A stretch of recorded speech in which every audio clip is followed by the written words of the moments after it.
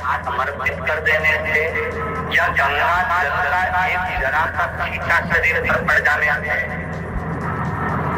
10 पापों से मुक्ति मिल जाती है। दशहरा का मतलब 10 पापों से मुक्त हो।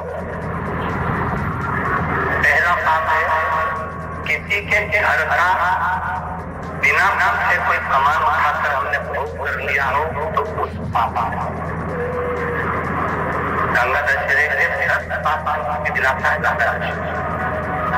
दूसरा, किसी ब्राह्मण किसी गुरुजन को मुख से अपशब्द कह दिया हो तो आज ही का दिन है जिस दिन पाप सर्वत से मुक्ति मिल जाती है। तीसरा, किसी स्त्री को, किसी नारी को, किसी कन्या के प्रति, स्त्री के प्रति, नारी के प्रति अगर गलत सोच लिया हो या गलत कर्म हमने कर दिया हो तो उस पाप से मुक्ति गंगा दशहरे का दिन आ जाता है। चौथा,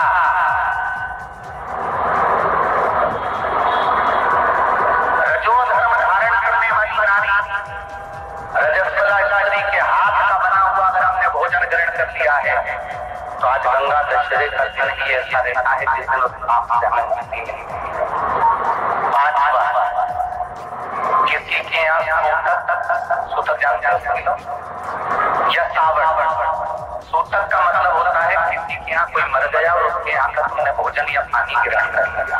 सावड़ का मतलब होता है किसी के यहाँ बच्चा हुआ, तुम्हें मालूम नहीं था, उसके घर का 8 दिन का 10 दिन का तुमने भोजन या पानी ग्रहण कर लिया।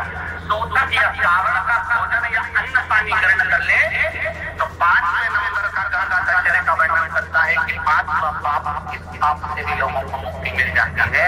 6ठे नंबर का वर्णन आया किसी मंदिर की जगह पर या धर्म की जगह पर राज तो सबसे पहले अगर बेटी का ब्याह करेंगे तो बड़ी बेटी का करेंगे, सही है कि गलत है? और बड़ी बेटी का ब्याह करेंगे तो गंगा जी को ये शंकर जी के साथ ब्याह देंगे और शंकर तो मेरे पति बन ही नहीं पाएंगे। तो करना क्या जाए? आज माता पार्वती ने चाल चल दी और माता पार्वती ने अपनी सहेलियों को बुलाया और माता पार्वती ने अपनी सहेलियों को बुलाकर कहा, सखी मैंने सुना है अगर कोई संत हमारे यहाँ आए तो उनके ऊपर कलश भरकर, लोटा भरकर अगर पानी फेंक दिया जाए तो संत प्रसन्न हो जाते हैं। अब पार्वती बोल रही थी अपनी सहेली से और गंगा जी कान लगा के सुन रही थी। गंगा जी ये देखती थी कि पार्वती क्या क्या कर रही है। अगर पार्वती शंकर जी को दूध चढ़ाती थी तो वो भी दूध चढ़ाती, वो दही चढ़ाती तो वो भी दही चढ़ाती। देखा देखी में काम बिगड़ जाता है, अभी बिगड़ रहा है। ये देखो आप, देखा देखी में काम बिगड़ता है और होता है। एक बार बच्चे एग्जाम देने के लिए बैठे, परीक्षा देने के लिए बैठे, आप लोगों ने भी परीक्षा दी होगी, एक के पीछे एक बैठते हैं, सही है कि गलत है? अरे बोलो तो, सही है ना? एक के पीछे बच्चे परीक्षा देने के लिए बैठे और लिखने को आ गया एग्जाम में, दिल्ली की सबसे बड़ी मीनार का नाम लिखो। आगे वाले बच्चे ने लिख दिया दिल्ली में कुतुब मीनार है, सही है कि गलत है? दिल्ली की सबसे बड़ी मीनार का नाम लिखो, उसमें लिख दिया। तो आगे वाले बच्चे ने लिखा दिल्ली में कुतुब मीनार है, पर पीछे वाले ने आगे वाले का झांक कर देख कर लिख दिया कि दिल्ली में कुतिया बीमार है।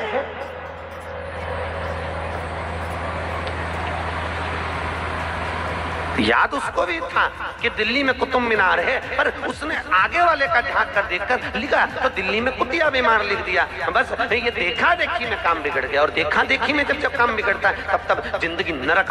तो गंगा मैया ने कान लगाकर सुना, पार्वती जी बोल रही हैं अपनी सहेली से कि अगर कोई संत आए तो उनके ऊपर पानी डाल दिया जाए तो वो प्रसन्न हो जाते हैं। अब ये तो गंगा जी से पीछा छुड़ाने के लिए बोल रही थी और वही की वही हो गया, वही की वही दादा, वही की वही हुआ। और इतने में आज गंगा जी ने देखा कि सामने से दुर्वासा जी आ रहे हैं। गंगा जी ने एक लोटा पानी अंदर से लेके आई कलश भर के और दुर्वासा जी पे वो कलश का पानी फेंक दिया।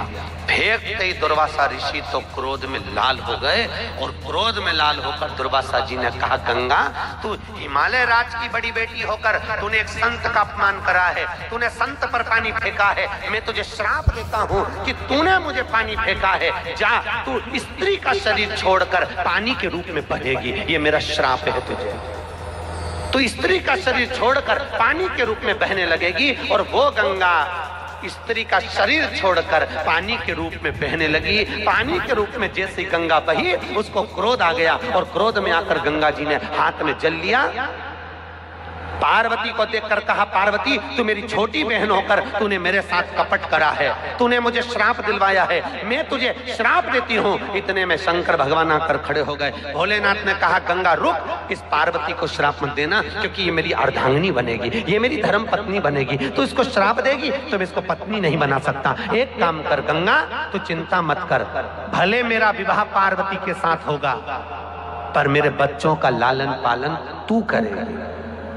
गंगा, दुनिया के लोग मेरा नाम तेरे नाम के साथ जोड़ेंगे और पृथ्वी पर तू जब आएगी तो तेरे साथ में जब मेरा नाम जोड़कर स्नान करेंगे तो सभी संपूर्ण तीर्थों का फल उस जीव को प्राप्त हो जाएगा। तब से भगवान शंकर ने अपना संबोधन हर शब्द गंगा जी को प्रदान कर दिया। कौन सा शब्द दिया है? जम के बोलो जरा। हर शब्द गंगा जी को दिया, गंगा को दिया। और हर शब्द जब गंगा जी को दिया, हर का मतलब मालूम है? दो बार बोला जाता है, हर हर गंगे।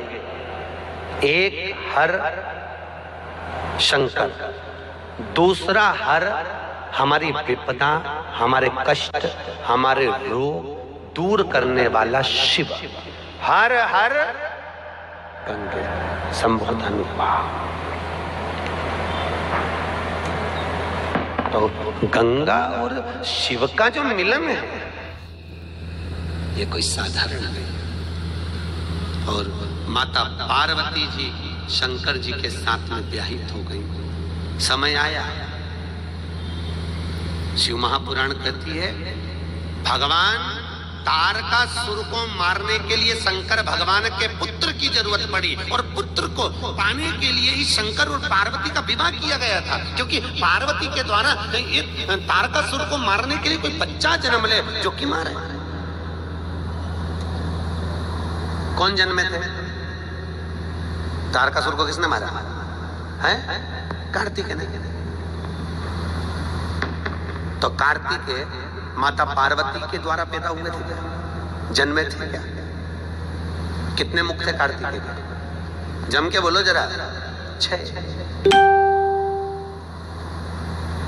6 मुख कार्तिकेय। कितनी धर्म पत्नियां कार्तिकेय जी की?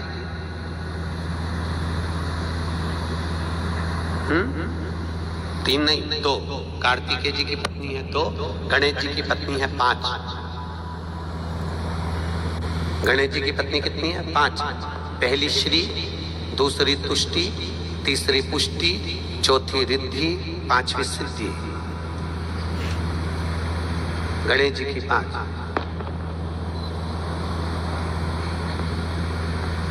महाराज 6 मुख हैं कार्तिकेय। कितने मुख हैं? जम के बोलिए जरा। 6 मुख।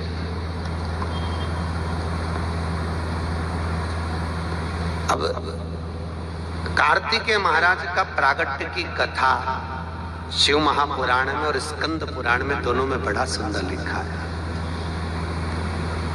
भगवान शंकर और माता पार्वती नंदनवन में घूम रहे हैं। नंदनवन कौन सा? तो शिव महापुराण में काशी को नंदनवन कहा गया। नंदनवन किसको कहा है? काशी।